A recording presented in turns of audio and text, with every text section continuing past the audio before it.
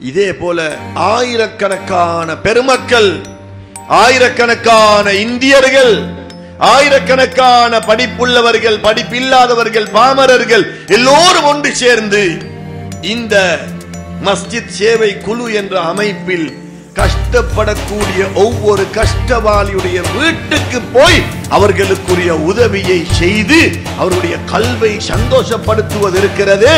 இதை விட பெரிய ஒரு அமல் உலகத்தில் கிடையாது.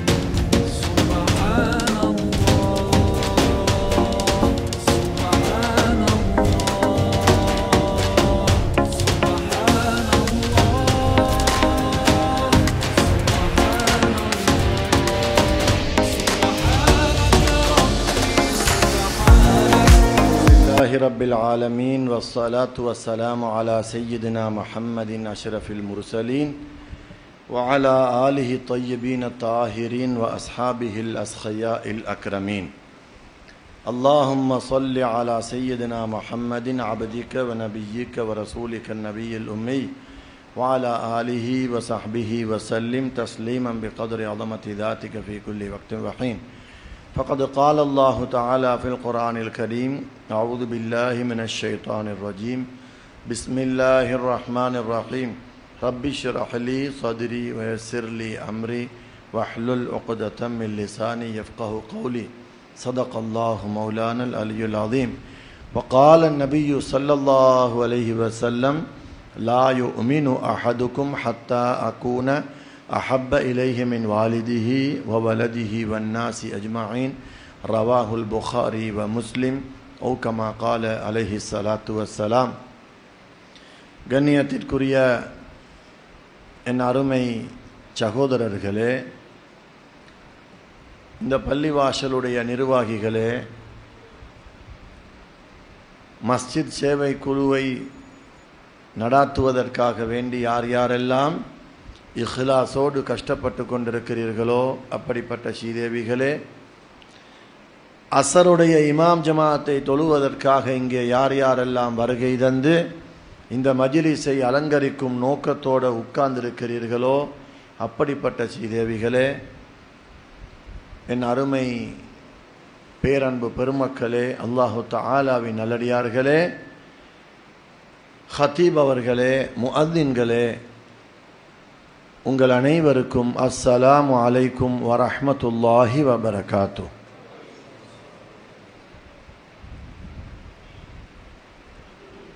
அல்லாஹு தஆலா எங்களை மனிதனாக படைத்து அறிவை தந்திருக்கிறான். அல்லாஹு தஆலா மிருகங்களை படைத்து ஆசையை கொடுத்திருக்கிறான், அறிவை கொடுக்கவில்லை.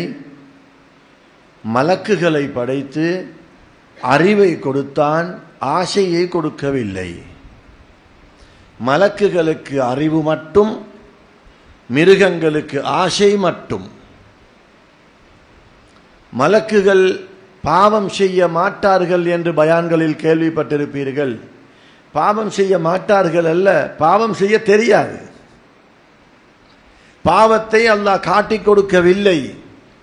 நஃப்சானியத்து கிடையாது, ஷைத்தானியத்து கிடையாது. அல்லாஹ் அவர்களை பற்றி குர்ஆனிலே கூறும் பொழுது வயஃஅலூன மா யுமரூன், எவைகளை எல்லாம் ஏவப்படுகிறார்களோ அவைகளை செய்வார்கள், சொன்னதை செய்வாங்க, அவ்வளவுதான். மிருகங்களுக்கு பாங்கு சொல்லும் போது அல்லாஹ்வை நினைத்து போய் தொழ வேண்டும் என்ற கடமையும் கிடையாது, தேவையும் இல்லை. உடுப்பு உடுத்துக்கிட்டு தான் வெளியில போகணும், நிர்வாணமாக போகக்கூடாதே, தெரியாது. குடும்பம் நடத்துவது எப்படி தெரியாது. எனக்கு ஒரு மனைவியா, 10 மனைவியா, 5 மனைவியா தெரியாது. இது என்னுடைய ஹலாலான சொத்தா அல்லது அண்டை வீட்டார்களுடையதா அல்லது மனிதர்களுக்கு தேவையானதா? மிருகங்கள், பறவைகள், விஷஜந்துக்கள் ஆசை மட்டும் இருக்கிறது, அறிவு கிடையாது. மலக்குகளுக்கு அறிவை மட்டும் கொடுத்தான், மிருகங்களுக்கு ஆசையை மட்டும் கொடுத்தான். மனிதர்களாகிய நமக்கு மலக்குகளுக்கு கொடுத்த அறிவையும் தந்தான், மிருகங்களுக்கு கொடுத்த ஆசையையும் தந்தான். தந்து தபாரக்கல்லதி சூராவிலே அல்லதி ஹலகல் மௌத வல் ஹயாத்த லியப்லுவக்கும் அய்யுக்கும் அஹ்ஸனு அமலா. உங்களுக்கு இந்த மௌத்து ஹயாத்து இதற்கிடைப்பட்ட வாழ்க்கையை நாம் தந்ததற்கு காரணமே உங்களில் யார் சாலிஹான அமல்களை செய்து அல்லாஹ்விடத்தில் நல்லவர்களாக ஆகிறீர்கள் என்பதை பரீட்சித்து பார்ப்பதற்காகத்தான் இந்த ஹயாத்தை மௌத்தை அல்லாஹ் தந்திருக்கிறான். இன்னும் ஒரு குர்ஆன் ஆயத்தில் அல்லாஹ் தஆலா சொல்லும்போது வலகத் தரஅனா லிஜஹன்னம கஸீரம் மினல் ஜின்னி வல் இன்ஸ், ஜின்களிலும் மனிதர்களிலும் அதிகமானோரை நரகத்திற்கென்றே படைத்து வைத்திருக்கிறோம். லஹும் குலூபுல் லா யஃப்கஹூன பிஹா, நரகவாதிகளுடைய டிஸ்கிரிப்ஷன், நரகவாதிகளுடைய வரைவிலக்கணம், அவர்களுக்குரிய விளக்கத்தை கொஞ்சம் பாருங்க. நரகவாதிகள் எப்படி இருப்பாங்க அல்லாஹ் குர்ஆன்ல சொல்கிறான். லஹும் குலூபுன் லா யஃப்கஹூன பிஹா, அவங்களுக்கு கல்புகள் இருக்கின்றன, ஆனால் அதை கொண்டு நல்லவைகளை சிந்திக்கவே மாட்டார்கள். இருதயங்கள் கொடுக்கப்பட்டிருக்கிறது, அதை கொண்டு நல்லதை சிந்திக்க மாட்டாங்க. வலஹும் அயுனுன் லா யுபசிரூன பிஹா, அவங்களுக்கு கண்கள் இருக்கின்றன, அவைகளை கொண்டு நல்லவைகளை பார்க்கவே மாட்டார்கள். வலஹும் ஆதானுன் லா யஸ்மஊன பிஹா, அவர்களுக்கு காதுகள் இருக்கின்றன, ஆனால் நல்லவைகளை கேட்கவே மாட்டார்கள். உலாயிக கல் அன்ஆம், அல்லாஹ் சொல்கிறான் இந்த கூட்டம் கல்விருந்தும் நல்லதை சிந்திக்காத, கண் இருந்தும் நல்லதை பார்க்காத, காதிருந்தும் நல்லதை கேட்காத இந்த கூட்டம் கல் அன்ஆம், ஆடு மாடு ஒட்டகைகளை போன்ற மிருகங்களை போன்றவர்கள் என்று சொல்லி ஃபுல் ஸ்டாப் வைக்காம, முற்றுப்புள்ளி வைக்காம அல்லாவே சொல்கிறான் பல் இல்ல, மிருகத்தை போலையா இல்ல, ஹும் அதல்லு, அதை விட கேடு கட்டவர்கள். நாம இத பயான்ல கேட்டு கேட்டு கேட்டு கேட்டு நம்மட தலைக்குள்ள என்ன தெரியுமா போது, கண் இருந்தும் நல்லதை பார்க்காம சொன்னா இந்த படத்தை பார்த்து பார்த்து நாடகத்தை பார்த்து பார்த்து இருக்கிறோமே, காது இருந்தும் நல்லதை கேட்காதேண்டா பாட்டு கேட்டு கேட்டு கோல் சொல்றதை கேட்டு கேட்டு இருக்கிறோமே, கல்விருந்தும் நல்லதை சிந்திக்காத என்று சொன்னா குர்ஆனை சிந்திக்காம, ஹதீதுகளை சிந்திக்காம, நல்ல விஷயங்களை சிந்திக்காம இதோட மட்டுப்படுத்திட்டு இந்த குர்ஆன் ஆயத்தை அப்படியே மூடிடுறோம். ஒரு ஏழை பசியில இருக்கிறார் என்றால் அவரை இந்த கண்களால் பார்த்து, காதுகளால் கேட்டு, வாயால் பேசி மக்கள் மத்தியிலே நல்லவைகளை அவர்களுக்கு செய்வதற்கும் தூண்டுவதற்கும் ஒரு கூட்டம் இருக்கிறார்களா? அவர்கள் சுவர்க்கவாதிகள். கண்ணியமான சீதேவிகளே, பேரன்பு பெருமக்களே, ஹஸ்ரத் அவர்கள் தொழுவிக்கிறாங்க. தொழுவிக்கும் போது 5 வக்து தொழுகைக்கு 27 மடங்கு நன்மைகள் கிடைக்குது. முஅத்தின் அவர்கள் பாங்கு சொல்றாங்க. அந்த பாங்குக்கு கியாமத்து நாள்ல மஹ்ஷர் மைதானத்தில் பாங்கு சொல்லக்கூடிய முஅத்தின் அவர்கள் கண்ணியமானவராக இருப்பார்கள், கழுத்து நீண்டவராக இருப்பார்கள். எல்லா நன்மை செய்யக்கூடியவர்களை விட முஅத்தின் அவர்கள் கண்ணியப்படுத்தப்படுவார்கள். அவங்களுக்கு ஒரு சம்பளம் கொடுக்கப்படுகிறது. அல்லாஹு அக்பர், அல்லாஹு அக்பர். இந்த ஒரு அல்லாஹு அக்பருக்கு 5 வக்த் அல்ல, ஒரு பாங்கல்ல, அடுத்த அல்லாஹ் அக்பர் சொல்லவே இல்லை. ஒரே ஒரு அல்லாஹு அக்பருக்கு இந்த உலகமும் உலகத்துடைய வஸ்துவும் ஈடாகுமா? அப்ப இந்த சம்பளத்தை வச்சு இந்த முஅத்தின் என்ன செய்ய?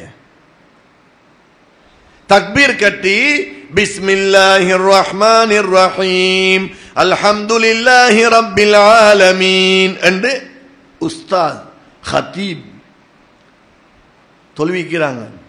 அல்ஹம்துலில்லாஹி ரப்பில் ஆலமீனுக்கு இந்த உலகத்தில் இருக்கிற பல கோடி டாலர், உலகத்தில் உள்ள அத்துணை டயமண்ட்கள், அத்தனை ப்ளூ சஃபையர், ரூபி அனைத்தும் ஈடாகுமா? அப்ப இந்த சம்பளத்தை வச்சு என்ன செய்ய?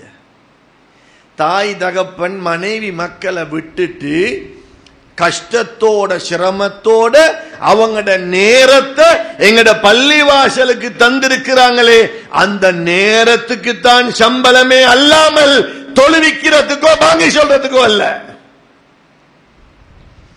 இதே போல ஆயிரக்கணக்கான பெருமக்கள், ஆயிரக்கணக்கான இந்தியர்கள், ஆயிரக்கணக்கான படிப்புள்ளவர்கள், படிப்பில்லாதவர்கள், பாமரர்கள் எல்லோரும் ஒன்று சேர்ந்து இந்த மஸ்ஜித் சேவை குழு என்ற அமைப்பில் கஷ்டப்படக்கூடிய ஒவ்வொரு கஷ்டவாளியுடைய வீட்டுக்கு போய் அவர்களுக்குரிய உதவியை செய்து அவருடைய கல்வை சந்தோஷப்படுத்துவது இருக்கிறது. இதை விட பெரிய ஒரு அமல் உலகத்தில் கிடையாது. ஒரு கட்டத்தில் அல்லாஹ் சொல்கிறான், நான் நோய்வாய்ப்பட்டிருந்தேன், நீ என்ன பார்க்க வரலையே. அல்லாஹ்க்கு நோய் வருமா?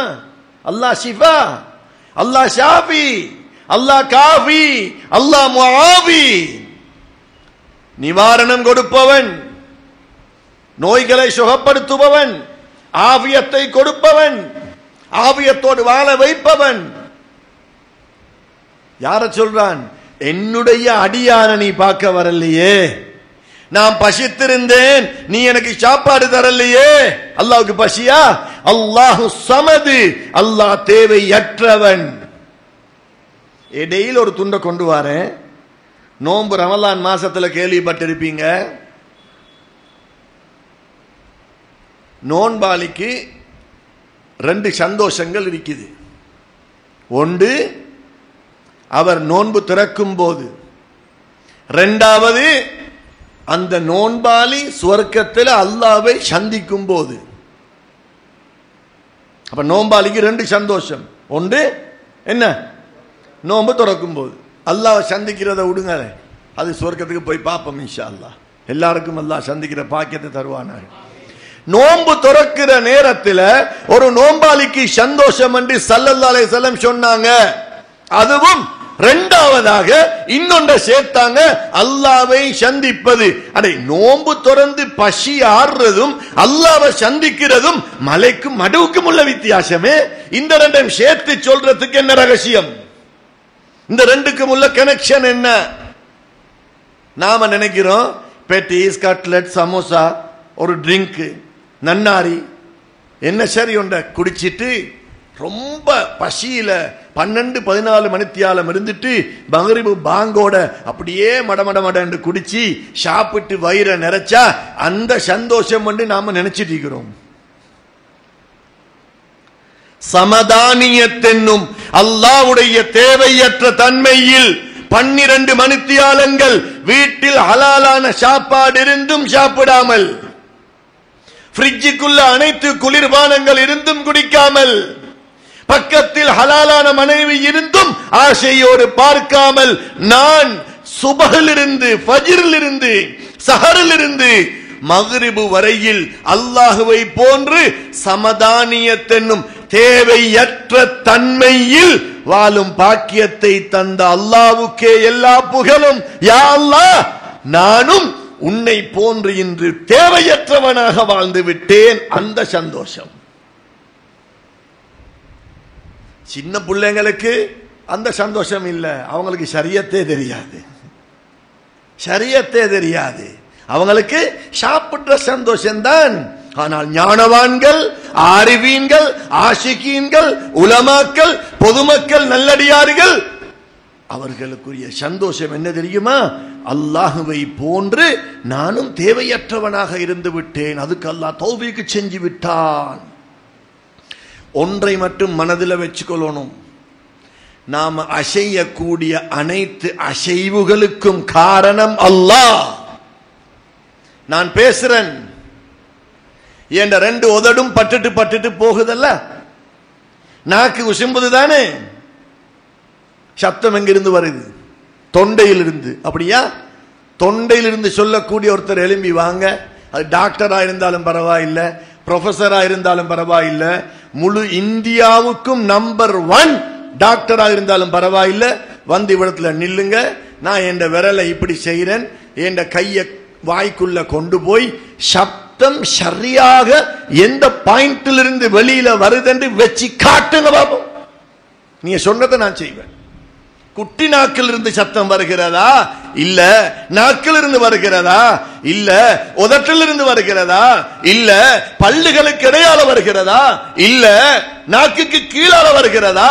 முரசால வருகிறதா? இந்த சப்தம் எங்கிருந்து வருகிறது? இதுக்கு காரணம் யார்? ஊமையன். பேச இயலாத ஒரு ஊமையால கொண்டு வைங்களே, அவருக்கும் உதடுகள் உசும்பும் நாக்கு உசும்பும் பாபாபா மட்டும்தான் வரும், சத்தம் வரலையே. இந்த சத்தத்தை தடுத்தவன் யார்? இந்த சப்தத்தை வெளியாக்கியவன் யார்? உங்களுக்கு விளங்கக்கூடிய பாஷையில் பேசக்கூடிய அறிவை எனக்கு தந்தவன் அல்ல, தந்து கொண்டிருப்பவன் யார்? அவன் எங்க? அவனை தேடணுமா இல்லையா? அல்லாஹ்வை தேடக்கூடாதா? அல்லாஹ் எங்க இருக்கிறான்? அவன் எங்கும் இருப்பான். அதோட கதை முடிச்சு. நமக்கு அல்லாஹ் உயிரை தந்தான் என்று பாஸ்ட் டென்ஸ்ல சொல்லிக்கிட்டு இருக்கிறோம். அல்லாஹ் உயிரை தந்தான்.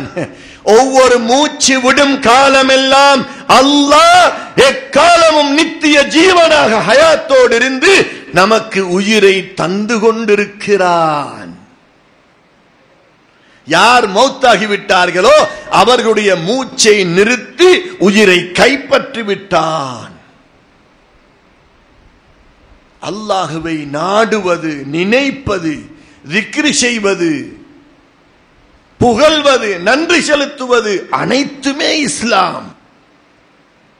கண்ணியமான என் அருமை பெருமக்களே, சகோதரர்களே, அல்லாஹு தஆலாவின் நல்லடியார்களே, யாரெல்லாம் அறிவை பயன்படுத்தி மலக்குகளுக்கு கொடுக்கப்பட்ட அந்த அறிவை பயன்படுத்தி மிருகங்களுக்கு கொடுக்கப்பட்ட அந்த ஆசைய கீழால போட்டு காலால மிதித்து ஆசைக்கு கட்டுப்படாமல், ஷைத்தானுக்கு கட்டுப்படாமல், நப்சுக்கு கட்டுப்படாமல், துனியாவுக்கு கட்டுப்படாமல், பெருமைக்கு கட்டுப்படாமல், எப்பொழுது ஆசைய கீழே போட்டு மிதித்து விட்டு அறிவை பயன்படுத்தி வாழ்கிறோமோ அவர்கள் மலக்குகளை விட மேலானவர்கள். மலக்குகளுக்கு ஆசை இல்ல, அதனால் அறிவாக நடந்து கொள்றாங்க. நாம ஆசை இருந்தும் அல்லாஹ்வுக்காக கட்டுப்படுத்துகிறோமே, தௌபா செய்கிறோமே. தெரிந்தோ தெரியாமலோ ஒரு தவறு நடந்து விட்டால் தௌபா செய்து மீண்டு மறுபடியும் நல்லவர்களாக மாற முயற்சி செய்கிறோம். அதே போல ஆசையை கண்டதே காட்சி கொண்டதே கோலம் என்று கண்மூடித்தனமாக வாழ்ந்து அறிவை காலால் மிதித்துவிட்டு அறிவை பயன்படுத்தாமல், உலமாக்கள் அவுலியாக்களுடைய வார்த்தைகளை கேட்காமல், குர்ஆன் ஹதீதுடைய வார்த்தைகளை கேட்காமல், அல்லாஹ்வையும் கண்மணி நாயகம் முஹம்மது ஸல்லல்லாஹு அலைஹி வஸல்லம் அவர்களையும் மறந்து அறிவை கீழே போட்டு ஆசையை மேலே வைத்து யாரெல்லாம் வாழ்கிறார்களோ அவர்கள் மிருகங்களை விட கேடுகட்டவர்கள். ஒரே ஒரு வாழ்க்கை தான் நமக்கு இருக்குது. ஒரு வாழ்க்கை, 2 உசிறு கிடையாது, 3 உசிறு கிடையாது. ஒரே ஒரு குர்ஆன் ஆயத்து மூலமாக நாம யாரு, நாம எதுக்கு வந்தோம் என்கிறத விளங்கலாம். கண்ணியமான ஸ்ரீதேவிகளே, அல்லாஹு தஆலா சொல்கிறான், இதா ஜாஅ அஜலுஹா, இதா ஜாஅ அஜலுஹா, ஒரு மனுஷனுக்கு அவருடைய சக்கராத்துடைய நிலைமை வந்துதண்டா, சக்கராத்துடைய நேரம் வந்துதண்டா, கால்ல இருந்துதான் உயிர் வரும். உயிர் போக போகுதுண்டா அவருடைய காலெல்லாம் குளிராகி கொண்டு வரும். இப்ப அவருக்கு தெரியும், நான் கொஞ்ச நேரத்தில் மௌத்தாகி விடுவேன். அந்த உயிர் கால்ல இருந்து அப்படியே தொடைகளுக்கு வந்து, தொடையில் இருந்து அப்படியே இடுப்புக்கு வந்து, இடுப்புக்கு கீழால சீவன் இல்லாமல் போய் அப்படியே நெஞ்சுக்கு வந்து, அப்படியே முகத்துக்கு வந்து, கண்ணாலதான் அந்த உயிர் வெளியாகும். உயிர் வெளியான பிறகு கண்ணை மூடுவதற்கு உயிர் இல்ல, அதுதான் நாம போய் கண்ணை மூடுறோம். உயிர் போயிட்டுது, எங்களை வருது கால்ல இருந்து. உயிர் கால் மாட்டுக்கு வந்த பிறகு இவர் அல்லாஹ்விடத்துல சொல்லக்கூடிய வார்த்தை என்ன தெரியுமா? லா அஸ்ஸதக வ அகும் மினஸ் சாலிஹீன். யா அல்லாஹ், எனக்கு ஒரு செகண்ட், ஒரு நிமிஷம் உலகத்துக்கு போயிட்டு வர போயிட்டு வர ஒரே ஒரு சந்தர்ப்பத்தை குடு யா அல்லாஹ். நான் என்ன செய்வேன் தெரியுமா? போன உடனே கடைசி நேரத்தில் இவர் விளங்கெடுத்த சாராம்சத்தை பாருங்க. கடைசி நேரத்தில் இவருக்கு கிடைச்ச அறிவை பாருங்க. சக்கராத்தில் இவர் கெஞ்சிற கெஞ்சுதலை பாருங்க. நான் இருக்கிற சொத்து செல்வம் நகனட்டு காணி பூமி கடை எல்லாத்தையும் சதக்கா கொடுத்துட்டு சாலிஹீன்களாக மாறிட்டு இப்ப வந்துடுறேன், உயிர் எடுத்துறியா அல்லாஹ். யா அல்லாஹ், நான் தஹஜ்ஜத்தில் ஒரு 2 hour இருந்து உன்னை சுஜூதுல துவா கேட்டுட்டு வந்துடுறேனா? இல்ல. யா அல்லாஹ் 100 ரக்காத் தொழுதுட்டு வாரேனா? இல்ல. 2 நோன்புக்கு 2 நாள் டைம் தான்? இல்ல. 2 ஜுஸு ஓதிட்டு வருகிறேன்? இல்ல இல்ல இல்ல. சதக்கா கொடுத்து இன்னொரு கல்பை சந்தோஷப்படுத்திட்டு வாரேன் யா அல்லாஹ். இப்ப சொல்லுங்க, இந்த முஸ்லிம் சேவை குழு என்ன செய்து? சக்கராத்துல என்னத்தை கெஞ்சுறோமோ அதைத்தான் உயிரோடு இருக்கும் பொழுது தலைய பாவித்து மூளைய பாவித்து முழு உலக மக்களுக்கும் அல்லாஹ்வுடைய இந்த ஹசானா, இந்த ரிஸ்க் போய் சேர வேண்டும் என்று நாம் தத்தளித்துக் கொண்டிருக்கிறோம். வலீமா சாப்பாடு கொடுக்கிறது முக்கியமான சுன்னத்து. வலீமாவுக்கு கூப்பிட்டா போறது ஃபர்து. ஷாஃபி மதுஹபோட அமைப்புல, ஹனஃபிய பத்தி எனக்கு தெரியாது. வலீமா சாப்பாட்டுக்கு கூப்பிட்டா போறது ஃபர்து, பாட்டி பாவம்.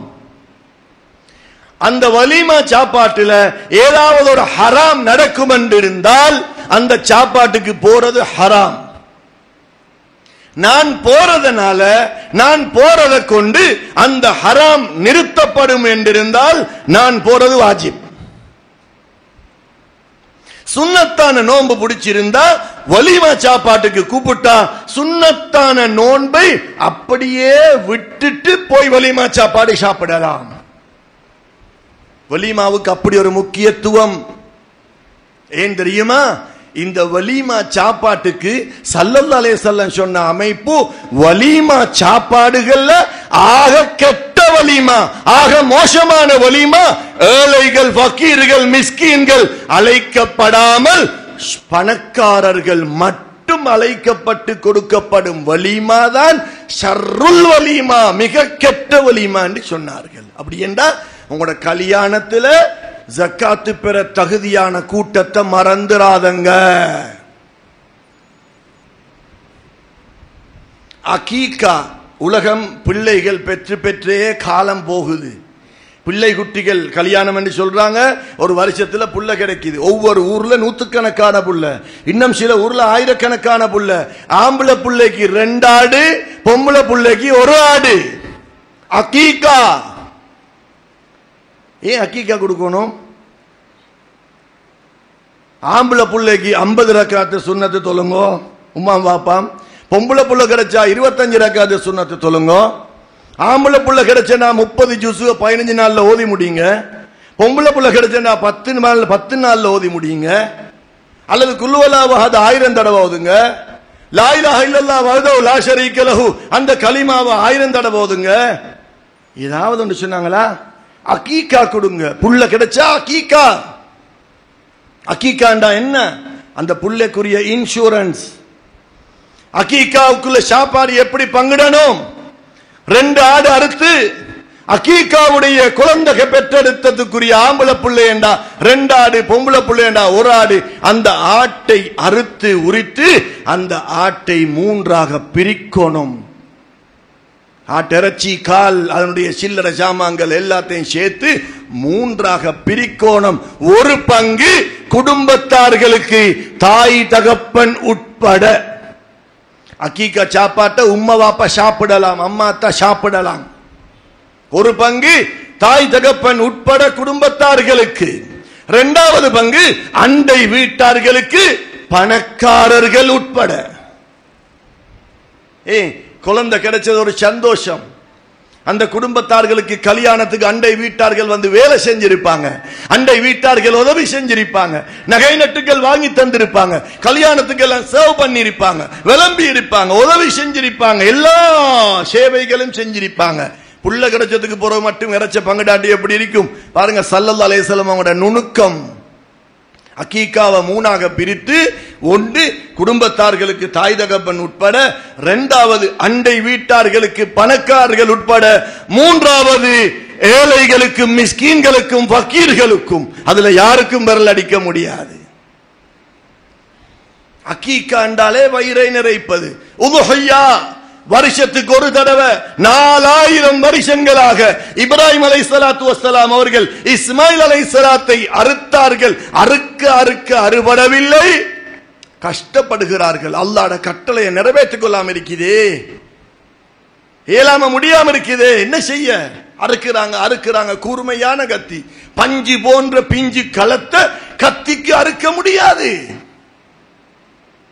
அல்லாஹ்வுடைய கட்டளை எனக்கு நிறைவேற்றலாம் இருக்குது. ஊண்டி அறுக்கிறாங்க.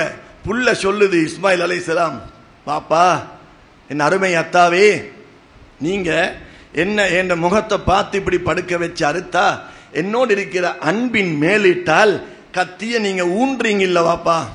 அந்த பிள்ளைக்கும் விளங்குதில்லை என்ன ரகசியம் வந்து. பாப்பா, நீங்க என்ன அப்படியே மறுபக்கம் பிரட்டி என் முகத்தை பார்க்காம அப்படியே அறுத்துருங்க பாப்பா. சரி, மறுபக்கத்துக்கு பிரட்டுறாங்க, அறுக்கிறாங்க, கத்தி பம்ப் ஆகுது. பக்கத்தில் ஒரு பெரிய பாறங்கல் இருந்தது. அல்லாஹ்வுடைய கட்டளையை நிறைவேற்றிக் கொள்ள இயலாம தத்தளித்துக் கொண்டிருந்த ஹலீலுல்லாஹ், அல்லாஹ்வுடைய ஹலீல், நெருங்கிய தோழர், 7 வானமும் திறக்கப்பட்டிருக்கிறது. அனைத்து மலக்குகளும் இந்த காட்சியை பார்த்து கொண்டுதான் இருக்கிறாங்க. அல்லாஹ் காட்டுறான் லைவாக. 80 வருஷமாக ஒரு புள்ளையும் இல்லாம கிடைச்ச ஒரே ஒரு புள்ளைய அறுக்கிறாங்க.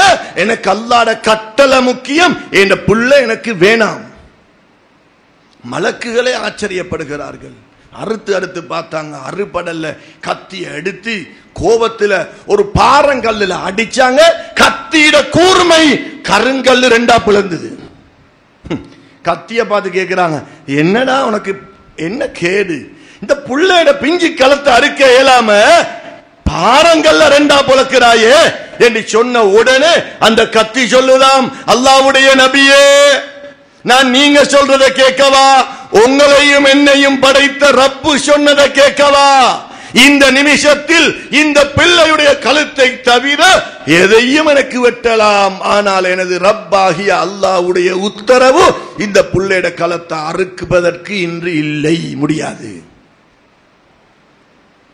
இப்ப பாக்குறாங்க, என்னடா இது, அறுக்க சொன்னது அல்லாஹ், கத்தி சொல்லுது அறுக்க வேண்டாம் என்று சொல்லி என்ன செய்ய என்று நடுநிலையில் இருக்கும் போது அன்ன ஜிப்ரீல் அலைஹிஸ்ஸலாத்து வஸ்ஸலாம் சுவர்க்கத்திலிருந்து ஒரு ஆட்டுக்குட்டியை எடுத்துக்கொண்டு வருகிறார்கள். அல்லாஹு அக்பர், அல்லாஹு அக்பர், அல்லாஹு அக்பர், லா இலாஹா இல்லல்லாஹ் வல்லாஹு அக்பர், அல்லாஹு அக்பர், வலில்லாஹில் ஹம்து. எல்லாரும் சொல்லுங்க, அல்லாஹு அக்பர், அல்லாஹு அக்பர், அல்லாஹு அக்பர், லா இலாஹா இல்லல்லாஹ் வல்லாஹு அக்பர், அல்லாஹு அக்பர், வலில்லாஹில் ஹம்து. ஹஜ்ஜி பெருநாளைக்கு தானே இது ஓதுவோம். இப்ராஹிம் அலைஹிஸ்ஸலாம் அவர்கள் தத்தளித்துக் கொண்டிருக்கும் போது ஜிப்ரீல் அலைஹிஸ்ஸலாம் தக்பீர் முழக்கத்தோட சுவர்க்கத்திலிருந்து ஒரு ஆட்டுக்குட்டியோட வந்து இந்த தக்பீரை சொல்லிட்டு, அல்லாஹ்வுடைய நபியே, அல்லாஹ் மிகவும் சந்தோஷப்படுகிறான், இந்த ஆட்டுக்குட்டியை தந்தான், இஸ்மாயில் அலைஹிஸ்ஸலாம் அவர்களை அறுப்பதற்கு பகரமாக இந்த ஆட்டுக்குட்டியை அறுத்து மிஸ்கீன்களுக்கு பங்கிட சொன்னான். அதை வருஷம் வருஷம் பார்த்து ரசிப்பதற்காக இப்ராஹிம் அலைஹிஸ்ஸலாத்துடைய தியாகத்தை பார்த்து ரசிக்க அனைத்து பணக்காரர்களுக்கும் இந்த உலுஹியாவை அதே நாளிலே அந்த நேரத்துக்குள்ளே அல்லாஹ் சுன்னத்தாக்கி விட்டான். உலுஹியாவுடைய காலங்கள்ல ஏதாவது ஒரு ஏழையுடைய வீட்டை காட்டுங்க, இறைச்சில்லாத ஒரு ஏழை வீடு. இப்ராஹிம் அலைஹிஸ்ஸலாத்துக்கு செய்ய தெரியாத தியாகமா? பாலைவனத்தில் ஒரு வருஷம் சாப்பிடாம இருங்கன்னு சொன்னா இருப்பார்கள். சுஜூதுல பாலைவனத்தில் நெத்தி கருக்கும் வரையில் அல்லது நெருப்படுத்து எரியும் வரையில் மௌத்தாகும் வரையில் பாலைவனத்தில் வெயில்ல சுஜூதுல இருங்கன்னு சொன்னா இருப்பார்கள். புள்ளைய அறுத்தவங்களுக்கு வேற என்ன கஷ்டம் சொல்லுங்க பாப்போம். ஆட்டை அறுத்து கொடுக்க சொன்னாங்க. ஏன்? கியாமத்து நாள் வரையில் வயிறு நிறைய வேண்டும், ஏழைகள் சாப்பிட வேண்டும். ஃபித்ராவுடைய அரிசி பெருநாளுக்கு போற கண்டத்திலிருந்து தொழுவிக்கிறதுக்கு முந்தி கொடுத்து முடிச்சிடணும். ஷாஃபி மதுஹப்ல, ஹனஃபி மதுஹப்ல விளக்கத்தை உலமாக்கள்கிட்ட கேட்டுக்கொள்ளும். அப்ப அந்த சாப்பாடு பெருநாள் அன்று நோன்பு பிடிப்பது ஹராம். பெருநாள் அன்றைக்கு நோன்பு பிடிக்க கூடாது, சாப்பிடணும். அதிலும் ஷாஃபி மதுஹபுடைய இன்னொரு சுன்னத்து, பள்ளிவாசலுக்கு போக முந்தி ஏதாவது ஒன்றை சாப்பிட்டுட்டு போறது சுன்னத்து. ஈத்தம்பலத்தையாவது சாப்பிடணும், தண்ணியாவது குடிக்கணும். ஏன் தெரியுமா?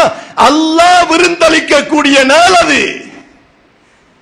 அல்லாஹ்வுக்காகத்தான் நோன்பே வச்சோம். 30 நாள் 29 நாள் அல்லாஹ்வுக்காக நோன்பு பிடிச்சோம். அல்லாஹ் சாப்பாடு தரக்கூடிய நாள் இன்னைக்கு நோன்பு வைக்கலுமா? இயலாது. எனவே பணக்காரர்கள் அரிசெல்லாம் வாங்கி வச்சிருப்பாங்க.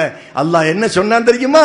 எனது ஏழைகள், எனது யத்தீம்கள், விதவைகள், மிஸ்கீன்கள், வகீர்கள், கடன்காரர்கள், வாய் திறந்து கேட்க முடியாத நடுத்தரமான கண்ணியமான கஷ்டவாளிகள், இவங்களுக்கெல்லாம் அல்லாஹ் சாப்பாடு போடணுமே, இவங்களுக்கெல்லாம் அல்லாஹ் ரிஸ்க கொடுக்கணுமே. அல்லாஹ் என்ன செஞ்சான்?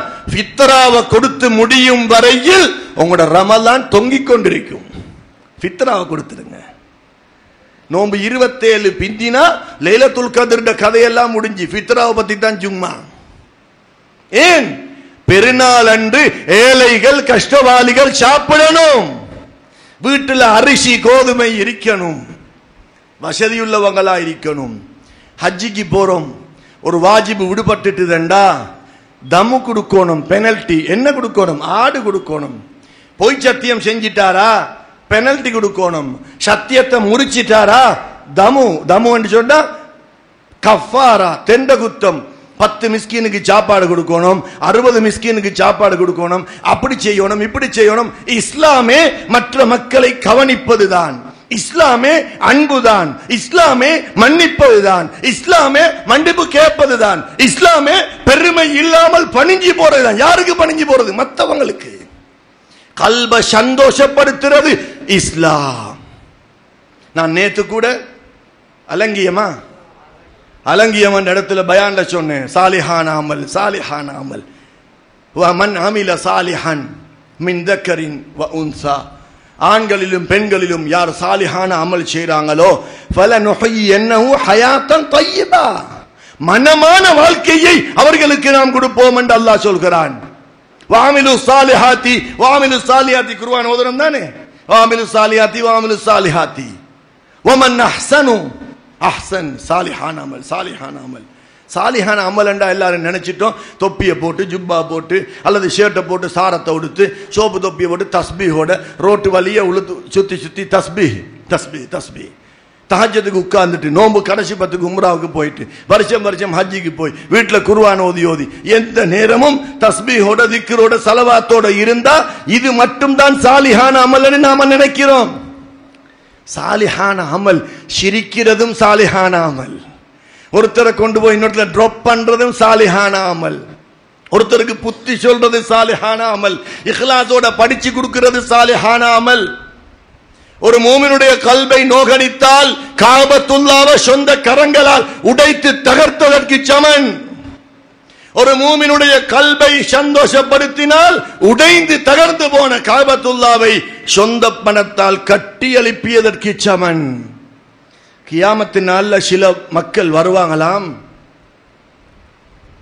அவங்களுக்கு அல்லாஹு தஆலா மிம்பர் மேடைகளை அமைச்சு கொடுத்திருப்பானாம் ஒளியால். இப்படிப்பட்ட மிம்பர்கள், அவங்க கீழே இருக்க மாட்டாங்க, மேலதான் இருப்பாங்க. மிம்பர் மேடைகள் ஒளியால், தலையில கிரீடம் அல்லாஹ் அணிவிச்சிருப்பான் ஒளியால்.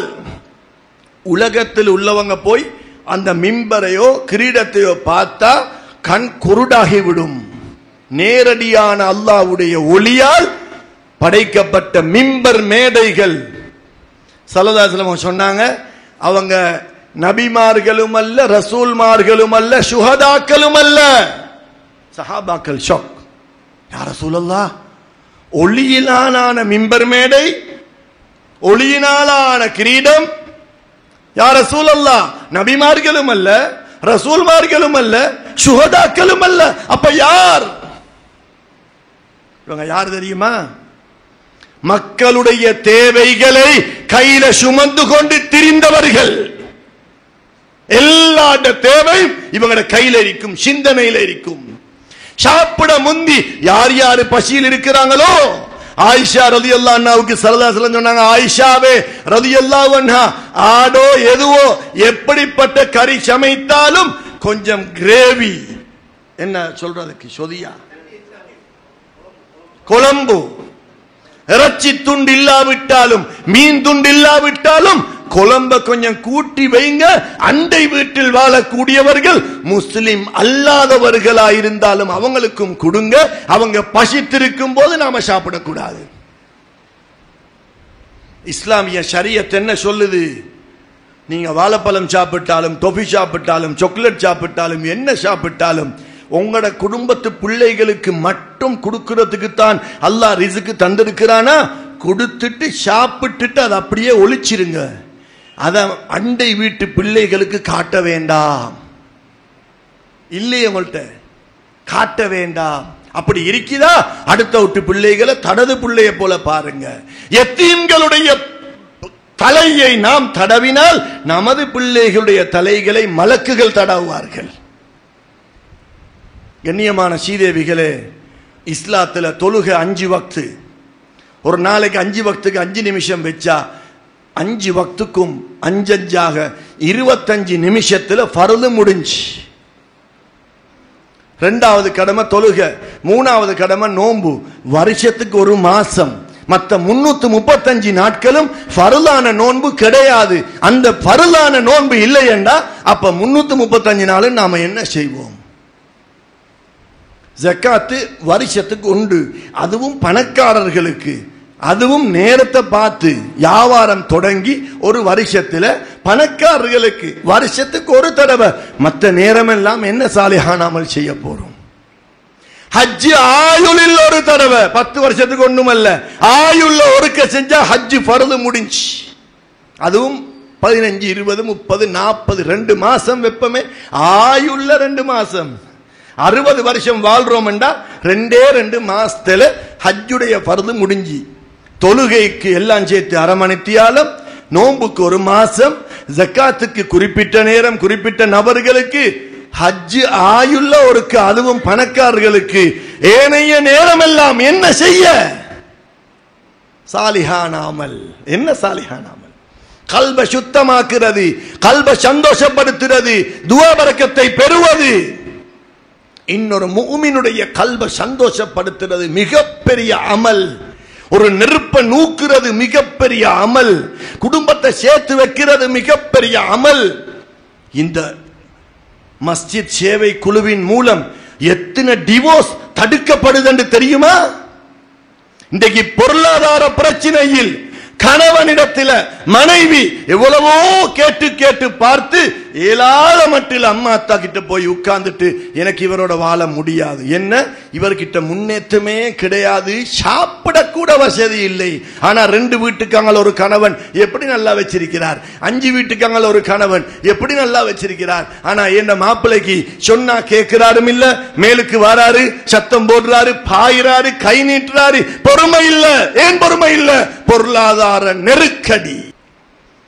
இப்படிப்பட்ட பயான்கள் மூலம், இப்படிப்பட்ட பஷாரத்துகள் மூலம் சிலவங்க பதுக்கி வச்சிருக்கக்கூடிய, ஒளிச்சு வச்சிருக்கக்கூடிய, பிள்ளைகளுக்கு சேமிச்சு வச்சிருக்கக்கூடிய மௌத்த நினைச்சாவது நான் எப்ப மௌத்தாகுவேன் என்று தெரியாது. நான் மௌத்தான பிறகு ஒரு நாளும் என் பிள்ளைகள் என் பேர்ல சதகத்தும் ஜாரியா என்று பள்ளி கட்ட மாட்டாங்க. சில பிள்ளைகள் இருப்பாங்க, ஆனா சொத்துல 5% தான் போகும், மற்றதெல்லாம் அவங்களுக்கு தான் எடுத்துப்படும்.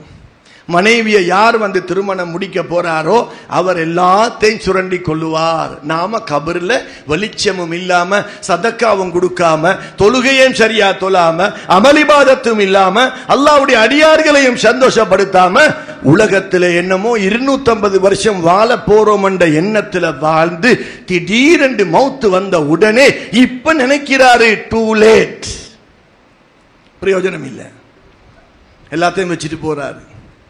அல்லாஹ் திருப்பி திருப்பி உலகத்துல மிம்மா ரஸக்னாக்கும், நாம உங்களுக்கு தந்ததிலிருந்து நீங்களாக என்னத்தை எடுத்தீங்க? நீங்க வரும் பொழுது நிர்வாணமாக வந்தீங்க.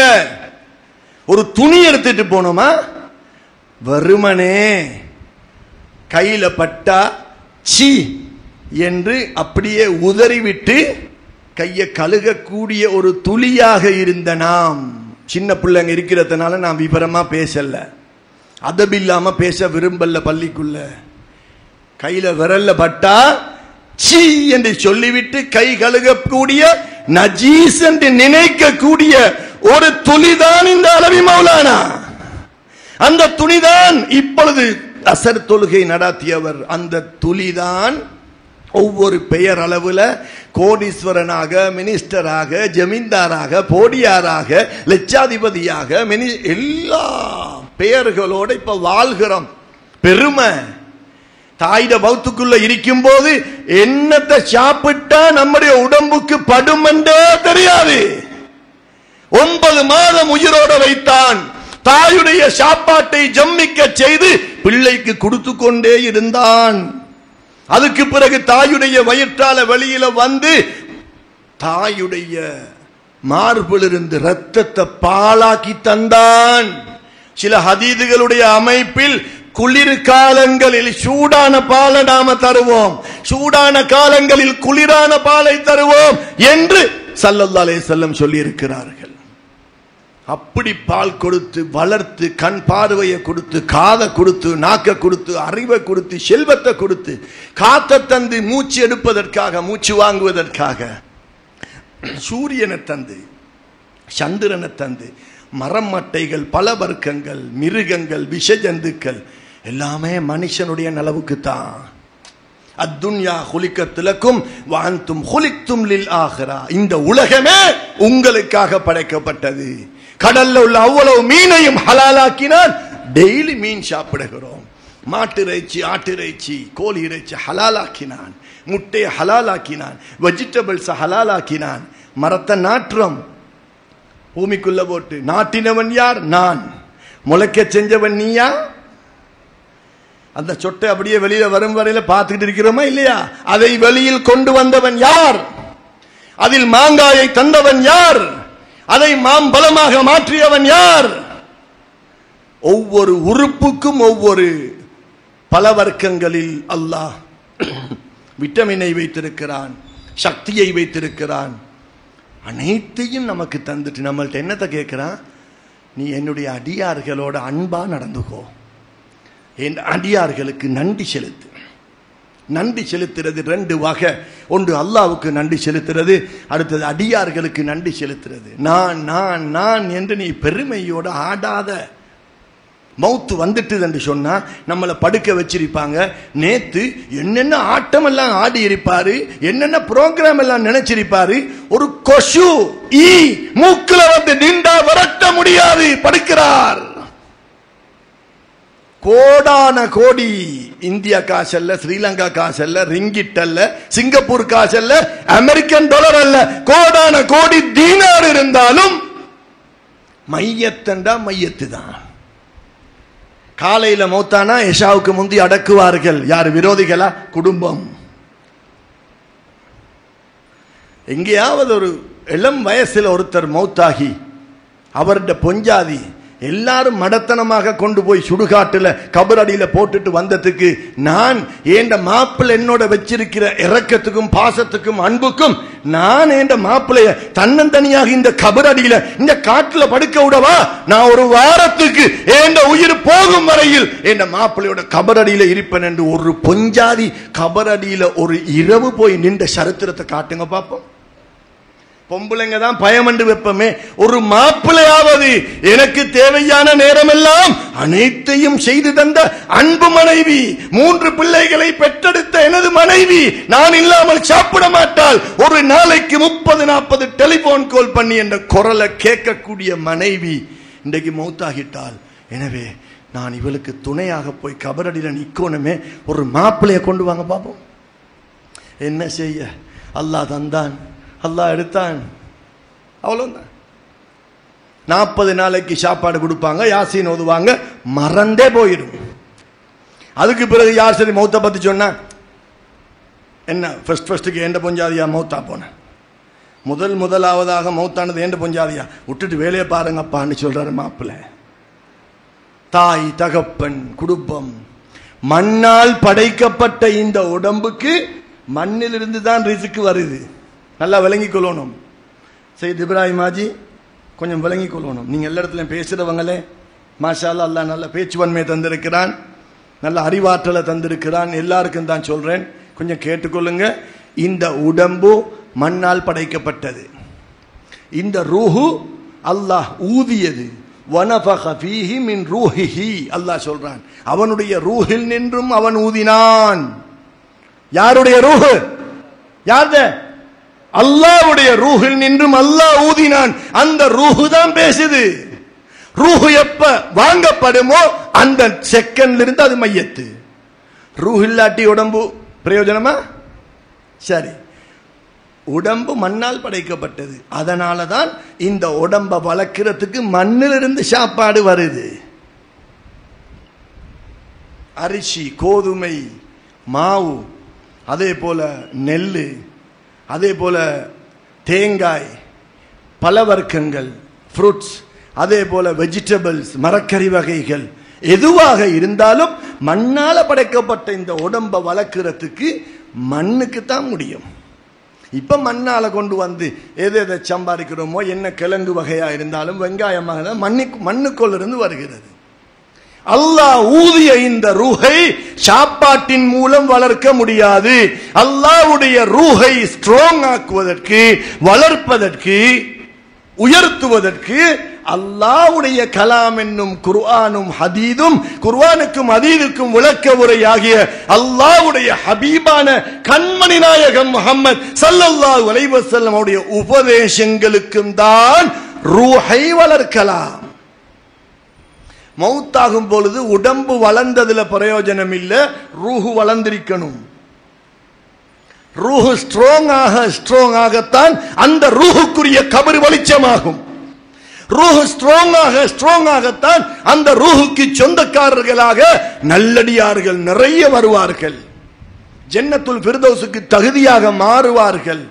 எனவே நமது ரூஹை வலுப்படுத்தணுமெண்டா குர்ஆன் ஹதீதுடைய அமைப்பில் ஸல்லல்லாஹு அலைஹி வஸல்லம் அவர்களும் நபிமார்களும் அதே போல சஹாபாக்கள், தாபிஊன்கள், தபஅ தாபிஈன்கள், ஃபுகஹாக்கள், முஹத்திதீன்கள், குதுபுமார்கள் சொன்ன விதம் நமது வாழ்க்கையை அமைத்து அல்லாஹ்வுடைய அடியார்களுக்கு, மற்றவர்களுக்கு நலவு செய்யக்கூடிய வாழ்க்கையில் நாம் நம்மை ஈடுபடுத்த வேண்டும். ஸல்லல்லாஹு அலைஹி வஸல்லம் அவர்கள் மஸ்ஜிது நபவி ஷரீஃபில் இருந்து கொண்டுதான் மதீனா முனவ்வராவில் உள்ள அனைத்து ஏழைகளையும் பார்த்தார்கள். மஸ்ஜிது நபவி ஷரீஃபில் 5 வக்துகளையும் தொடர்ந்து தொழுவித்தார்கள். வேறொரு சஹாபி தொழுவிக்கல்ல. கடைசி 17 நாட்களோ 16 நாட்களோ 14 நாட்களோ வஃபாத்தாகுவதற்கு முந்தி அபூபக்கர் சித்தீக் நாயகம் ரலியல்லாஹு அன்ஹு அவர்களை தொழுவிப்பதற்காக அனுப்பினார்கள். அது வரையில் மஸ்ஜிது நபவி ஷரீஃப்ல என்ன செஞ்சாங்க? தொழுவித்துக் கொண்டிருந்தார்கள். நேரத்துக்கு நேரம் உபதேசங்களை பண்ணி பண்ணி பண்ணி சஹாபாக்களுக்கு பஷாரத்துகளை எல்லாம் சொல்லி சொல்லி, சுவர்க்கத்துக்கு நன்மாராயங்களை சொல்லி சொல்லி சஹாபாக்குடைய கல்பை உயிர்ப்பித்தார்கள். நான் ஒரு கேள்வி கேட்பேன்.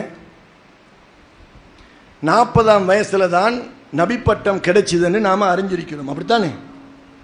40ஆம் வயசுல நபி பட்டம் கிடைக்கல, 40ஆம் வயசுல தான் நபி என்று இன்ட்ரோடியூஸ் பண்ணப்பட்டாங்க, அறிமுகப்படுத்தப்பட்டாங்க. ஆதம் அலைஹிஸ்ஸலாத்தை படைக்க முந்திய நபியாக தேர்ந்தெடுக்கப்பட்டுட்டாங்க. அது முடிஞ்ச விஷயம். 40ஆம் வயசுல தான் நபி என்று அறிமுகப்படுத்தப்பட்டு மக்களுக்கு இப்ப உபதேசம் பண்ணுங்க, அச்சமூட்டி எச்சரிக்கை செய்யுங்க, நன்மாராயம் கூறுங்க என்று அல்லாஹ் பொறுப்பு கொடுத்தான். கலிமா 40ஆம் வயசுல கலிமா. தொழுகை எப்ப வந்துச்சு? மேராஜுக்கு பிறகுதானே. மேராஜுக்கு எப்ப போனாங்க? 51வது வயசுல. இரண்டாவது கடமை தொழுகை. தொழுகை 51வது வயசுல. ஜக்காத்து, நோன்பு, ஹஜ் இந்த மூணும் 51 வயசுக்கு பிறகுதான் ஃபர்தாக்கப்பட்டது. இப்ப 40ஆம் வயதுல கலிமா, 51ஆம் வயதுல தொழுகை, மற்ற மூணும் 51 வயசுக்கு பிறகு. அப்படி என்றா 40 வயசுக்கும் 11 வயசுக்கும் இடையில் சஹாபாக்களை வைத்துக் கொண்டு செய்த அமல் என்ன? சாலியான அமல் செஞ்சாங்களா இல்லையா? செஞ்சாங்க. கதீஜா ரலியல்லாஹு அன்ஹா ஒரு வக்த் தொழுதாங்களா? சொல்லுங்க பாப்போம். ஒரு ஃபர்லான நோன்பு ரமலான் மாசத்துல பிடிச்சாங்களா? சொல்லுங்க பாப்போம். ஜக்காத் 2.5% கொடுத்தாங்களா? மிகப்பெரிய கோடீஸ்வரி, மக்கத்து ராணி கதீஜா ரலியல்லாஹு அன்ஹாவுடைய சொத்துக்களை பத்தி லேசா சொல்றதாக இருந்தா, மக்கா முக்கர்ரமாவிலிருந்து மதீனா முனவ்வராவுக்கு 450 கிலோமீட்டர். எத்தனை சொல்லுங்க?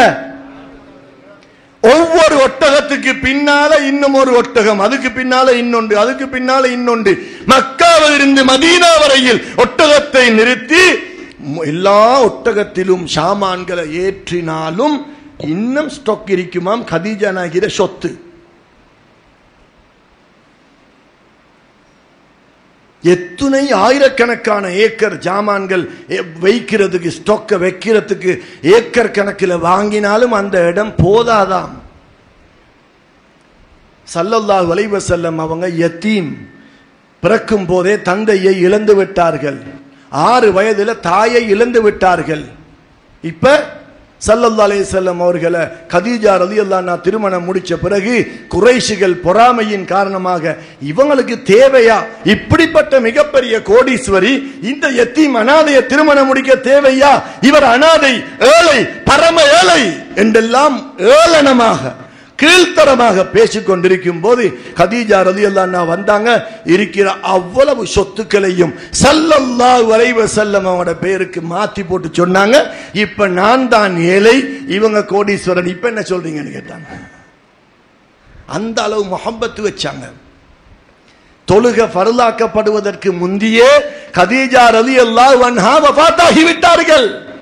நோன்பு பரலாகும் பொழுது அவர்கள் இல்லை, ஜக்காத்து பரலாகும் பொழுது அவர்கள் இல்லை, ஹஜ் பரலாகும் பொழுது அவர்கள் இல்லை. அவர்களுக்கென்று சுவர்க்கத்தில் ஒரு மாளிகை இல்லையா? இவங்க செஞ்ச சாலிஹான அமல் எது? தொழுகையா, நோன்பா, ஜக்காத்தா, ஹஜ்ஜா, இத்திகாஃபா, கடைசி 10 சொல்லுங்க. சதக்காக்கள், தான தர்மங்கள், அன்னதானங்கள், கல்வை சந்தோஷப்படுத்துபவைகள். ஒரு நாள் சஹாபாக்களோட ஸல்லல்லாஹு அலைஹி வஸல்லம் உட்கார்ந்து கொண்டிருக்கிறாங்க.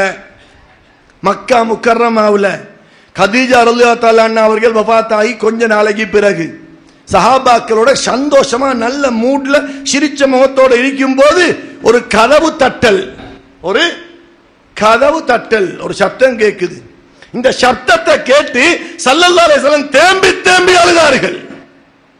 சஹாபாக்கள் அப்படியே என்ன சரி குர்ஆன் ஆயத்து வந்துட்டுதா, என்ன சரி கேஸ் பாரமாயிட்டுதோ, என்ன சரி பிரச்சனை வரப்போகுதோ அப்படி பயந்து, யா ரசூலல்லாஹ் ஏன் அழுறீங்க?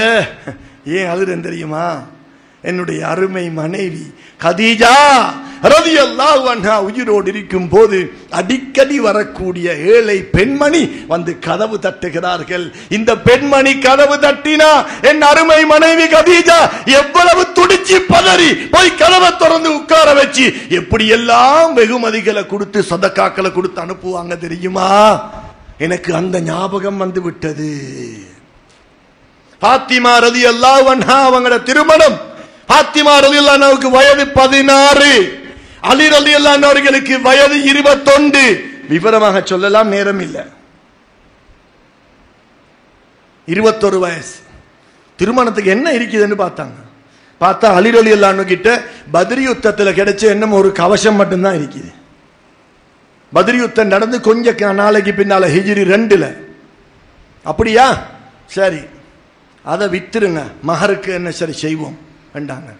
உஸ்மான் ரலியல்லாஹு அன்ஹு வந்தாங்க, கேட்டாங்க என்ன விஷயம்.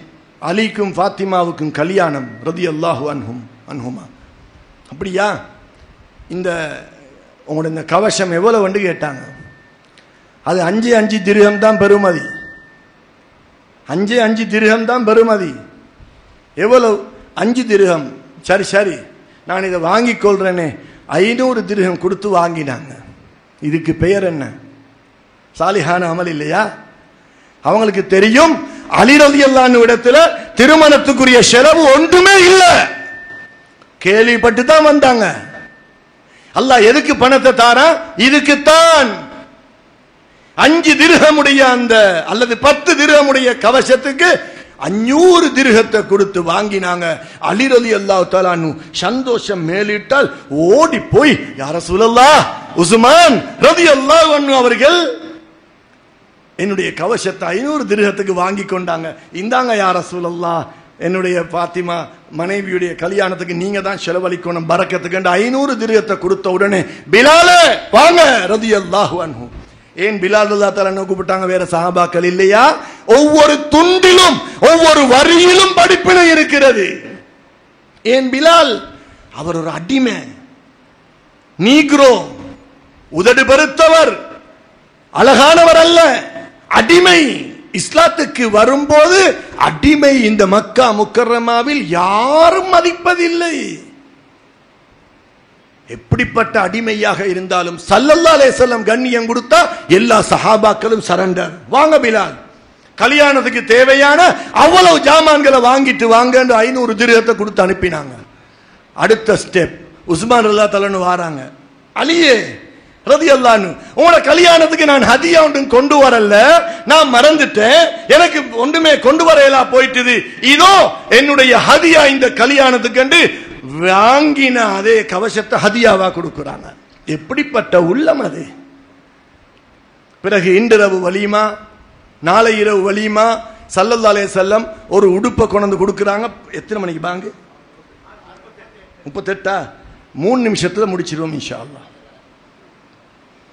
உடுப்பை, புதிய ஒரு உடுப்பை கொண்டு கொடுக்குறாங்க. பாத்திமாவே, நீங்க புதிய உடுப்பு உடுக்கிறத நான் பார்த்ததே இல்லை, நான் வருவேன் இன்றிரவு பார்க்கறதுக்கு.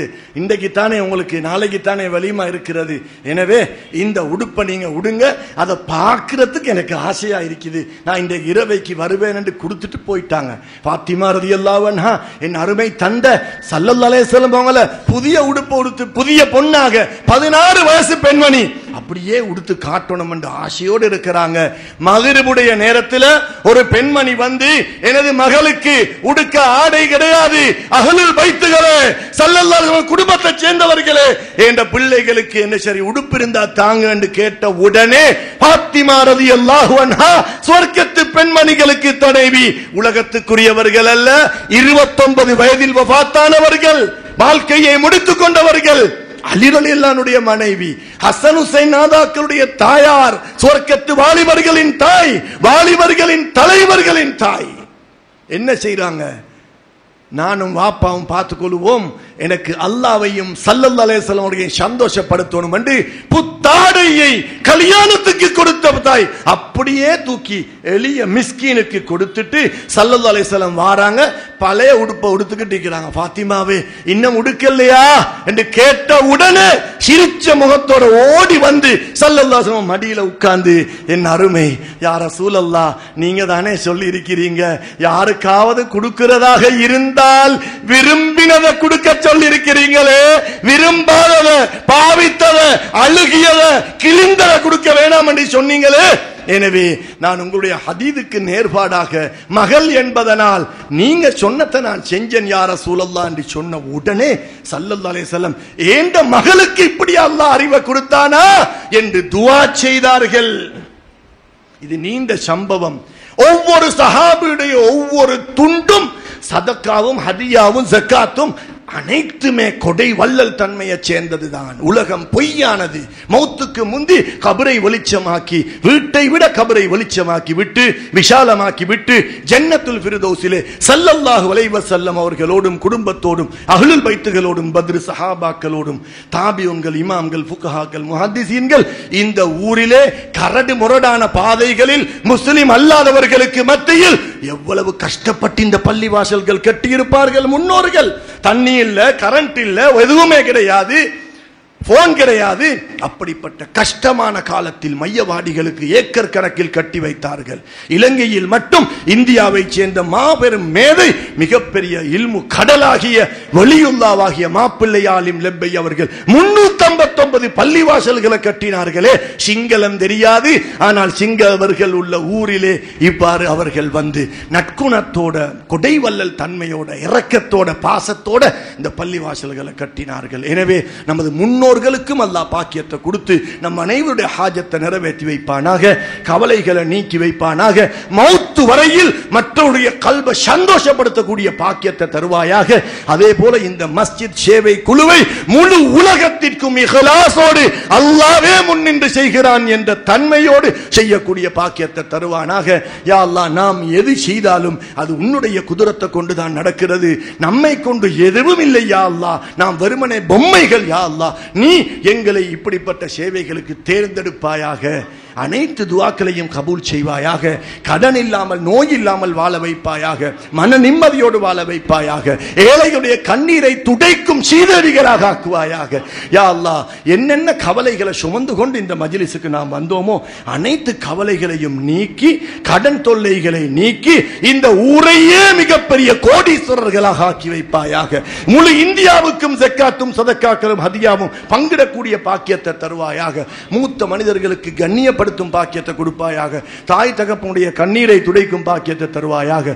நமக்கு முன்னால யார் யாரெல்லாம் மௌத்தாகி கபரிலே வாழ்கிறார்களோ அனைவருடைய கபறுகளையும் விஷாலமாக்கி ஜன்னத்துல் ஃபிர்தௌஸாக ஆக்குவாயாக. யாரெல்லாம் நம்மிடத்தில் துஆ கேட்க சொல்கிறார்களோ நம் அனைவருடைய அனைத்து துஆ கேட்க சொல்லக்கூடிய அனைவருக்கும் இந்த துஆவில் ஒரு பங்கை கொடுப்பாயாக. وآخر دعوانا أن الحمد لله رب العالمين صلى الله على محمد صلى الله عليه وسلم صلى الله على محمد صلى الله عليه وسلم صلى الله على محمد يا ربي صل عليه وسلم.